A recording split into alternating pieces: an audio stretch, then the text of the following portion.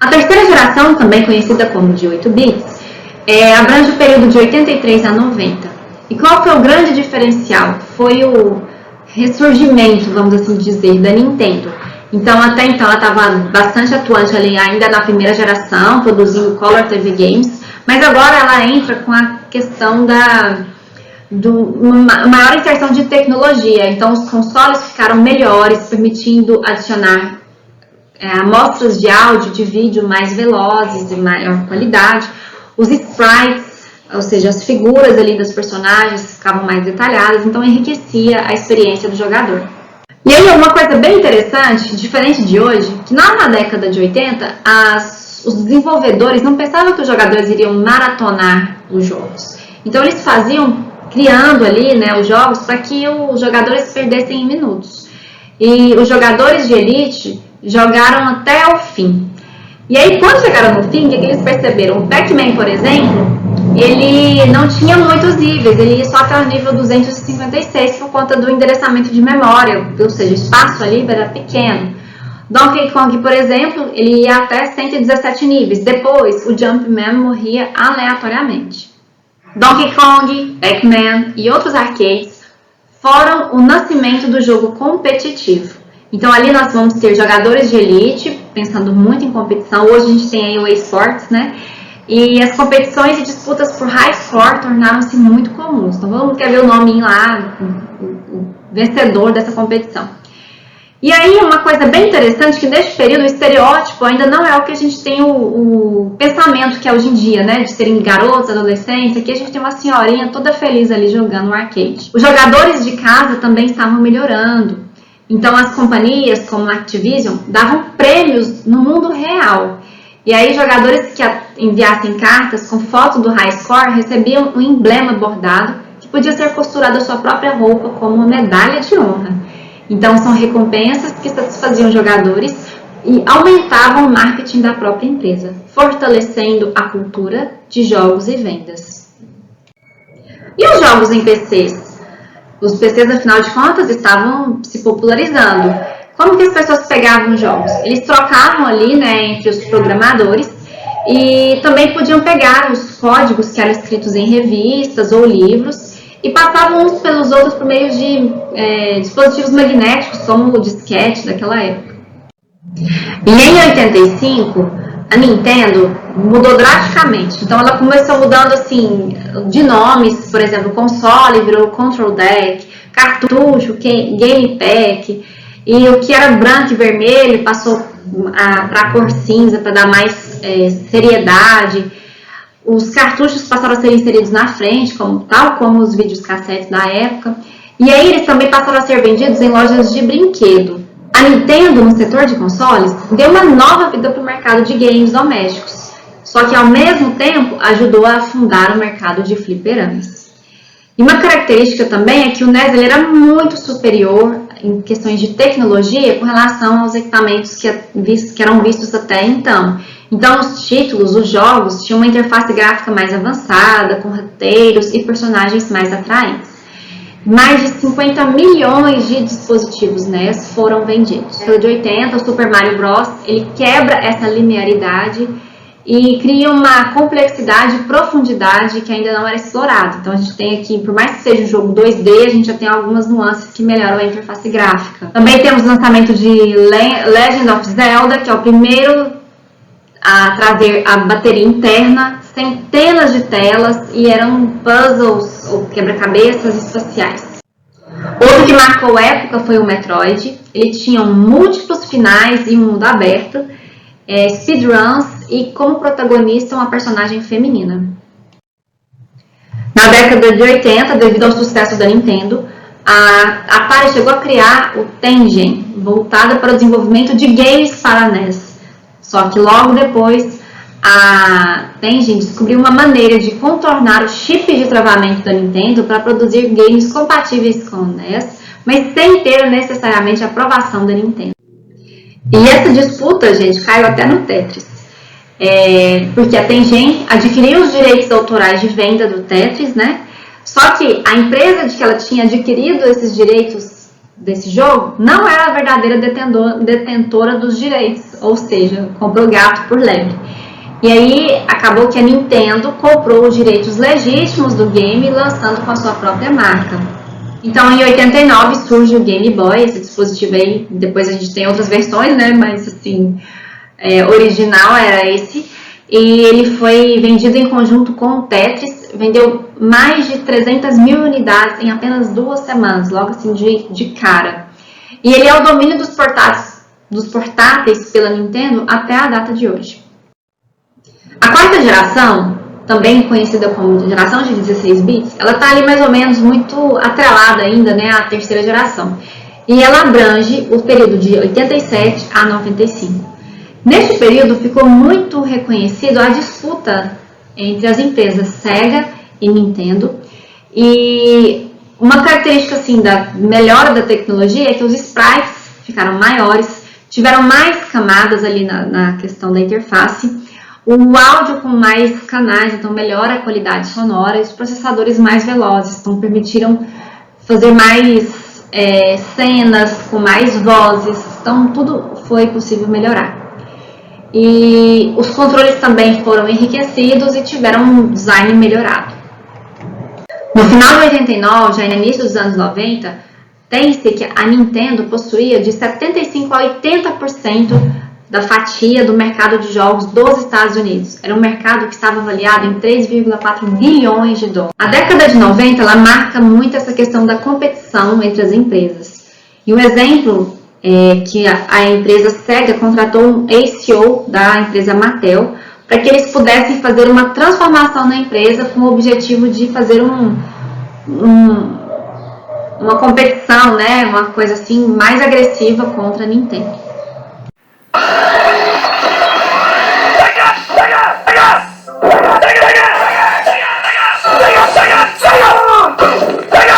Então, após o sucesso da Nintendo, a Sega lançou uma série de sistemas entre os anos 80 e 90, incluindo o Sega Master System, Genesis, Saturn e Dreamcast. Só que o grande legado, vamos assim dizer, da empresa é de reinventar o game. Então, eles criam, né, o Sonic, que é um game cujo personagem principal era uma ágil criatura azul que usava um tênis vermelho, o famoso Sonic. Observem que ele tem uma coisa também da competição até com o Mario. E o Sonic fez tanto sucesso que se tornou o mascote da Sega, alavancando as vendas da empresa para 55% do mercado de 16 bits, superando as vendas da Nintendo em 92. Então a Sega tem em 91 a criação do Sonic. Em 92 marcou o Street Fighter 2, que revolucionou os jogos de luta com um gameplay mais responsivo. Em 93 o Doom, que ele tinha muita violência, isso causou um grande alvoroço na mídia, inclusive. Então foram os primeiros exemplos de elementos 3D em um jogo. Também foi um jogo criado em rede e a criação dos moods. Em 93 também marca o Myst, que é um jogo rodado em PC e foi o primeiro best-seller de CD, que ele tinha também a função de apontar e clicar. A quinta geração, também conhecida como a Revolução 3D, abrange o período de 93 a 99. E neste período, a Sony entra no mercado. E o que é o grande diferencial em termos tecnológicos? Foi a adoção de gráficos em 3D e a mídia em CD, que foi amplamente utilizada. Uma outra característica também foi a mudança no layout dos controles, então tiveram mais botões, melhoraram o design dos equipamentos. E esse babado da Sony eu vou te contar. Em 91, a Sony e a Nintendo eram parceiras, elas estavam trabalhando juntas no desenvolvimento de um periférico para CDs, mas não deram certo no acordo financeiro entre elas. Então a Nintendo recorre à Philips para criar um CD-ROM compatível com o sistema, né? E enquanto isso, a Sony vai e começa a desenvolver uma própria máquina de 32 bits que só aceitava CDs no sentido de competir de uma forma bem agressiva com a Nintendo no Japão e nos Estados Unidos, ou seja, entrou de cara no mercado. E aí, a indústria de games Neste período, já valia 19 bilhões de dólares e acabou atraindo a Sony. Em 94, cria-se a primeira versão do PlayStation. Era uma máquina de 32 bits, então ela conseguia renderizar ali 350 mil polígonos por segundo, a questão de uma qualidade gráfica, vamos assim dizer, né? E eles fizeram parceria, aí foi a grande jogada de mestre, na minha opinião, com a Namco e a Konami, para garantir bons jogos antes do console sair. E eles tinham grande capacidade técnica, que eram inclusive superiores à Sega e à Nintendo. E eles tinham um CD-ROM, era mais lento, mas eles tinham muito maior capacidade. E aí acabou que com esse surgimento desse novo equipamento, eles vão renovar o mercado, né, estabelecendo o visual 3D como linguagem gráfica oficial, e o CD-ROM tornando-se a mídia viável para os jogos. No ano de 95, a Sega contava com nada mais, nada menos do que 7 plataformas distintas de jogos, e nenhuma conversava com a outra. Ou seja, se você rodava num, você não rodava no outro. E aí o que acontece? Não conseguiu sobreviver no mercado, e ali mais ou menos em meados de 96 já há rumores de que a Sega deixaria de desenvolver produtos de hardware para se dedicar apenas ao software, ou seja, para os jogos digitais. E aí em 97 cria-se o Final Fantasy VII com um novo nível de narrativas massivas em jogos, e ele tinha 3 discos. Então ele tinha um mundo aberto, que os jogadores podiam escolher seus caminhos. E uma característica também é que, como os CDs eram maiores, eles permitiam ter inserção de muitas cutscenes e ainda mais histórias para se contar ali no meio desse enredo.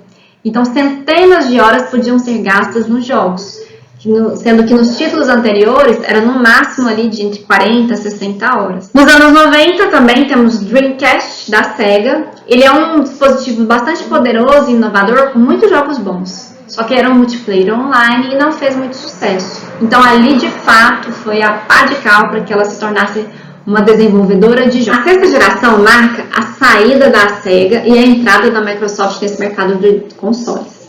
E abrange o período de 98 a 2004. E o que acontece é que, enfim, é abandonado os sistemas de cartuchos pela Nintendo, só que ela não se rendeu ao que todo mundo fazia, ou seja, usaram um CD-ROM ou um DVD. Na verdade, eles criaram um mini DVD para que pudessem rodar os jogos e que não era compatível aos demais.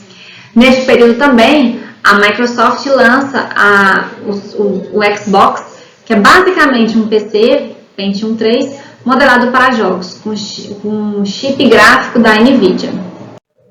E esse período marca a disputa do mercado de consoles pelas 3 gigantes, Sony, Microsoft e Nintendo. Ela começou nos anos 2000 com o lançamento do PlayStation 2 da Sony. E uma característica do PlayStation 2 é que ele veio com 128 bits, veio com suporte para DVD, permitia jogar jogos maiores, com mais riqueza, né, de detalhes e até mais complexos.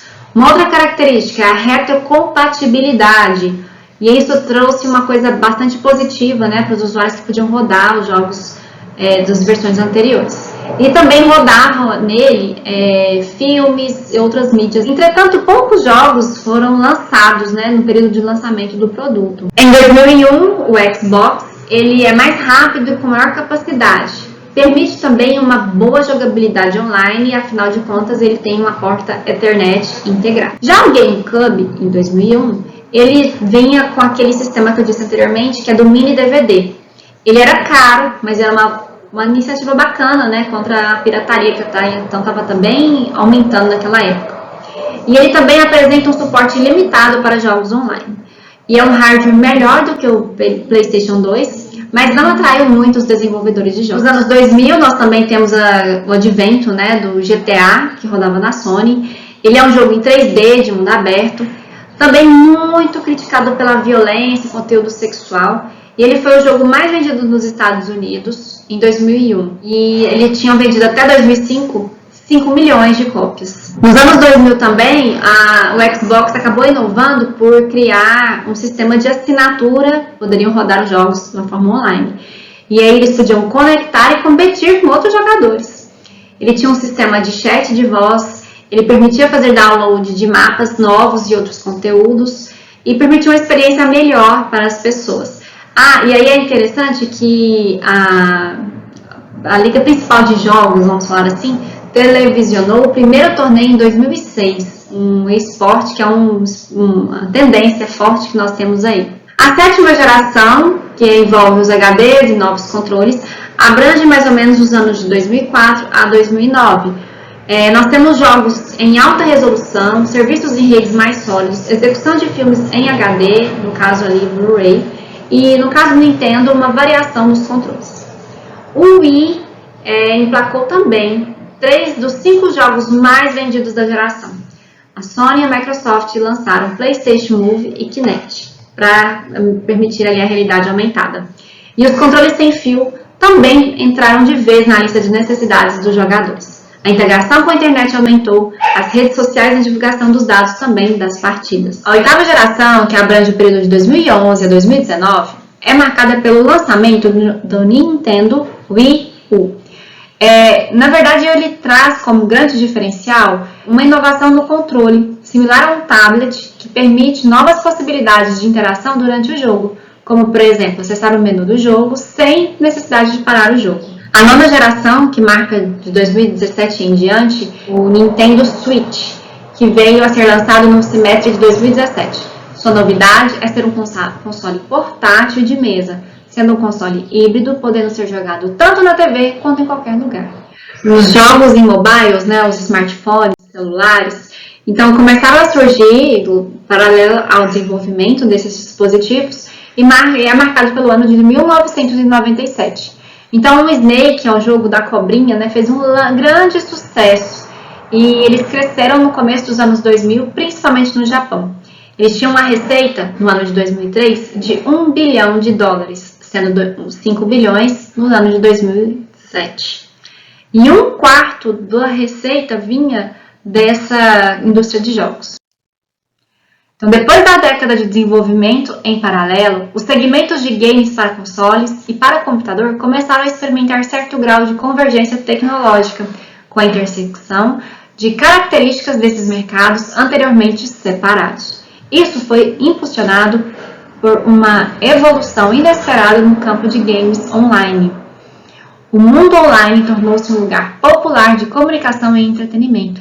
Os fabricantes de consoles de videogames, buscando conquistar, surfar nesse mercado, agora oferecem conectividade à internet em seus sistemas Xbox, PlayStation e Wii. E por hoje é isso. Nós vimos a história do desenvolvimento dos jogos digitais, os precursores e os períodos de turbulência que esse mercado passou.